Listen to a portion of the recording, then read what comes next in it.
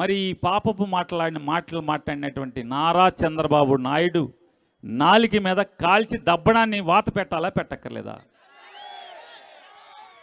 ఇంత పాపం చేసినటువంటి లేదా సాక్షాత్తు కలియుగ దైవం వెంకటేశ్వర స్వామి భక్తులందరినీ కూడా ఇంత అపహాస్యం పాలు చేసి, హిందూ మతాన్ని అపహాస్యం పాలు చేసి, ప్రజల నమ్మకాన్ని, భక్తుల నమ్మకాన్ని అపవిత్రం చేసినటువంటి నారా చంద్రబాబు నాయుడు గారికి ఒళ్ళంతా వాతలు పెట్టి తిరుపతి గుడి చుట్టూ తిప్పాలా తిప్పక్కర్లేదా? పొల్లు దండాలు పెట్టిస్తా.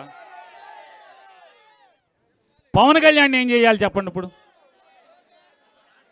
ఈ రాష్ట్రంలో ఉన్నటువంటి ఎన్ని లక్షల గుళ్ళు ఉంటే అన్ని గుళ్ళు కడిగించక్కర్లేదా? మెట్లన్నీ వీళ్ళకి ఒళ్ళంతా వాతలు పెట్టాలా పెట్టక్కర్లేదా? ఏం చేస్తే ఈ పాపాలు పోతాయి? అంటే ఎంత దుర్మార్గం, అంటే వీళ్ళు ఎంత దుర్మార్గులో చూడండి. అంటే రాజకీయం కోసం, తుచ్చమైన రాజకీయం కోసం, ఈ కక్కుర్తి, ఈ అధికారం కోసం దేవుడిని అడ్డం పెట్టుకోవటం, దేవుడి ప్రసాదాన్ని అడ్డం పెట్టుకోవటం, భక్తుల మనోభావాలను అడ్డం పెట్టుకోవటమా? బందర్ పిచ్చోడు అని చెప్తూ ఉంటాడు. బందర్ పిచ్చోడు ఆయన చెప్తుంటాడు. ఈ బందర్కే కాదు, ఈ రాష్ట్రానికే పెద్ద పిచ్చోడు పేరు నాని. ప్రతిదానికి మూల్యం చెల్లించుకోవాలి. ఇవాళ చంద్రబాబు నాయుడు గారిని అసెంబ్లీలో మీరు అవమానపరిచినటువంటి విధానానికి ఒకడికి రొంగెలిసిపోయింది. ఇంకోడేమో అదేంటి ఏమంటారు దాన్ని, జాకెట్ వేసి తిరుగుతున్నాడు.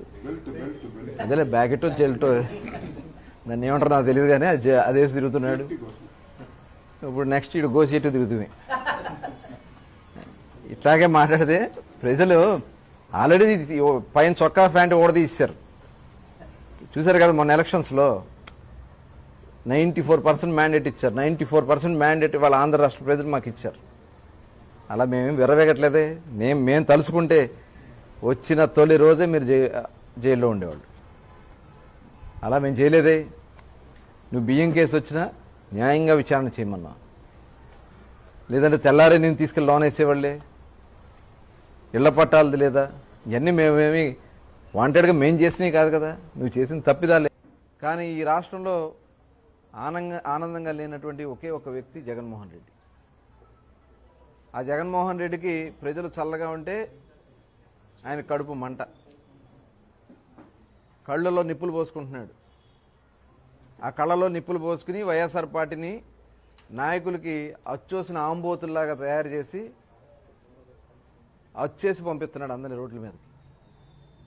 ఈ రోడ్డు మీదకి వచ్చినటువంటి ఆంబోతులు చూస్తాం కదా, రోడ్ల మీద ఏ రకంగా పిచ్చిగా తిరుగుతూ ఉంటాయి. కుమ్మాలని ఎవరోడు కుమ్మాలని చేస్తుంటే తన్నులు తింటూ ఉంటాయి. ఇవాళ అదే పరిస్థితి వైఎస్ఆర్ పార్టీ నాయకులు అందరూ కూడా వేస్తూ ఉన్నారు. అచ్చోసిన ఆంబోతులు వీళ్ళంతా. ఇవాళ ప్రజలు అనుకుంటా, నేనంటాం కాదు, ప్రజలు అంటున్నారు అచ్చోసిన ఆంబోతులు తయారయ్యారు వైఎస్ఆర్ పార్టీ నాయకులు. చూసాం ఇవాళ కొంతమంది నాయకులు, వైఎస్ఆర్ పార్టీలో అందరినీ ఏమని, కొంతమంది నాయకులు మళ్ళీ బరి తెగించి తల్లికి తండ్రికి అమ్మకి కూడెట్టిన నాయకులు వీళ్ళంతా. మా చిన్నతనం నుంచి తెలుసు, ఇక్కడ బందర్లో ఒక ఆయన ఉన్నాడు సన్నాసి, తండ్రి తోలేశాడు. ఇవాళ ఉన్నటువంటి ఇంట్లో వల్ల ఆయన మాట ఆయన అదుపు చేసుకోలేడు. వాడు గంజాయి బ్యాచ్. ఎలక్షన్స్ ముందు చూసాం, ఆ కొడుకుని అందరం ఎక్కించాలని అక్రమ సంపాదన కట్టడానికి ఇక్కడ ఉన్నది సిబిఎన్. దయచేసి అది గుర్తుపెట్టుకో జగన్మోహన్ రెడ్డి. నీ మనుషుల్ని ఎంతమంది పంపించి ఎన్ని భయభ్రాంతులు గురి చేయాలని చెప్పి నువ్వు చూస్తున్నావో చూసుకో. ఎలా అరికట్టాలో మాకు తెలుసు. అరికట్టడానికి ఎవరు ఇక్కడ ఉన్నారో కూడా నీకు తెలుసు. అది చంద్రబాబు నాయుడు గారు ఉన్నారు ఇక్కడ. ఇష్టానుసారంగా రోడ్ల మీదకి వస్తాం, కత్తులు పట్టుకొని తిరుగుతాం, కొడవళ్ళు పట్టుకొని తిరుగుతాం, రపా నరుగుతామని చెప్పి రెచ్చిపోయి రోడ్డు మీదకి వచ్చి ఉన్మాదం చేయడానికి గనక ప్రయత్నం చేసిన ఆ ఆలోచన వచ్చినా ఒక్కసారి గుర్తుపెట్టుకో, ఎవరిని వదిలిపెట్టేది లేదు. ఈ రోజుకి ఈ రకంగా ఫ్లెక్సీల మీద రక్తాభిషేకాలు చేసిన ప్రతి ఒక్కడు రిమాండ్లో ఉన్నాడు. ఈ రోజుకి ఎవరిని కూడా వదిలిపెట్టాం. ప్రతి ఒక్కరిని ప్రజలకి ఎగ్జిబిట్ చేస్తాం. ఇంతకు ముందులాగా ముసుగులేసి బయటకు తీసుకొచ్చే పరిస్థితి కాదు. ఈరోజు ఒక పోక్సోలో చిన్న పిల్ల మీద రేప్ అటెంప్ట్ చేసినా రోడ్డు మీద నడిపించే తీసుకెళ్తాం. నువ్వు కత్తి పట్టుకొని ఉన్మాదం చేయడానికి ప్రయత్నం చేసినా వాడిని కూడా రోడ్డు మీదకి తీసుకెళ్ళి రోడ్డు మీద ప్రతి ఒక్కడికి ఇలాంటోడు, వీడు రౌడీయిజం చేస్తున్నాడు, ఇలాంటి ఆడు వల్ల సమాజానికి ముప్పు అని చెప్పి ప్రజలకు చూపించడానికైనా రోడ్డు మీద నడిపించి తీసుకెళ్తాం. అలాగే తీసుకెళ్తున్నాం కూడా. రౌడీ షీటర్ని కూడా ఈరోజు రోడ్డు మీదకి తీసుకొచ్చి మేము నడిపిస్తున్నాం. ఇష్టానుసారంగా చేసుకుంటాము, మాకు నచ్చినట్టు ప్రవర్తిస్తాము, ఎవడో అడ్డొస్తాడో చూస్తామని మీరు అనుకుంటే రండి, మేము చూసుకుంటామని మేము కూడా సిద్ధంగానే ఉన్నాం. మా డిపార్ట్మెంట్ కూడా సిద్ధంగానే ఉంది. ఎవడు పడితే వాడు వచ్చి రోడ్ల మీదకి వచ్చి కత్తులు పట్టుకొని తిరుగుతామంటే చూస్తూ ఊరుకోవడానికి ఈరోజు మీరు కాదు, ఇక్కడ ఉన్నది సిబిఎన్. మళ్ళీ చెప్తున్నా, ఇక్కడ ఉన్నది చంద్రబాబు నాయుడు గారు. ఎట్టి పరిస్థితుల్లోని లా అండ్ ఆర్డర్ విషయంలో రాజీ పడే ప్రసక్తి దానికి. ఎందుకంటే ప్రజలందరూ గ్రహిస్తున్నారు. గతంలో 2019 నుంచి 24 మధ్యలో కూడా వాళ్ళు అబద్ధాలు చెప్పి బతికారు కదా. మళ్ళీ ఏమైంది? 151 11 అయింది. సో మా పైన కూడా బాధ్యత ఉంది. న్యాయబద్ధంగా మేము వెళ్తాం. యాక్షన్ మటుకు ఉంటుంది, దాంట్లో నో సెకండ్ థాట్. ఎవరిని వదిలిపెట్టాం, దాంట్లో ఎలాంటి డౌట్ లేదు.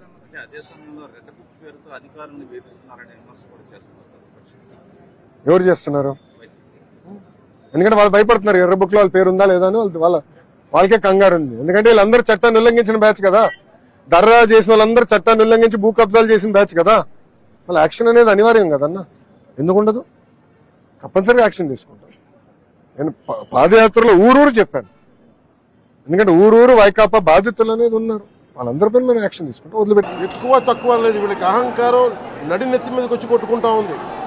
అహంకారం తీస్తాం, తోలు తీసి కింద కూర్చోబెడతాం. మీకు ఒళ్ళు ఒక్కొక్కళ్ళకి మీకు ఎక్కడెక్కడ ఉన్నాయో తెలియట్లా. మీకు అహంకారాలు పెరిగిపోయినాయి. మీకు ఆధిపత్యపు అహంకారంతో అధికారుల మీద దాడి చేస్తే మిమ్మల్ని ఎలా తీసుకెళ్లాలో, ఎలాంటి శిక్ష పడాలో మీకు ఖచ్చితంగా చేసి పెడతాం. మీకు ఇష్టారాజ్యంగా చేయకండి. అహంకారంతో నడినెత్తి మీద కళ్ళు నెత్తికెక్కాయి. మీకు ఈ ప్రభుత్వం చాలా త్రికరణ శుద్ధిగా అందరం కూర్చొని మేము కలిసికట్టుగా ఉన్నాం. ఇక్కడ ఇది కూటమి ప్రభుత్వం, ఇది వైసీపీ ప్రభుత్వం కాదు. ఇది ఇష్టారాజ్యంగా మీరు చేస్తారంటే కామ్గా కూర్చునే ప్రభుత్వం కాదు.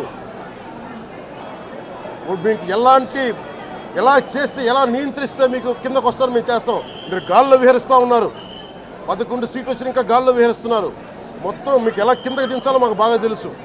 చేస్తూ నేను వీళ్ళందరికీ ఇదే చెప్తున్నాను. మీకు ఇది గత ప్రభుత్వంలా కాదు. ఇది ఇష్టారాజ్యంగా చేస్తాం. మేము కూర్చునే వ్యక్తులం కాదు. మేము సాక్షాత్తు నేనే ఉప ముఖ్యమంత్రిగా ఉండి నేను తప్పు చేసిన శిక్ష పడాలి అని చెప్పి అసెంబ్లీలో చెప్పిన వాడిని. అలాంటిది మీరు ఇష్టారాజ్యంగా కూర్చొని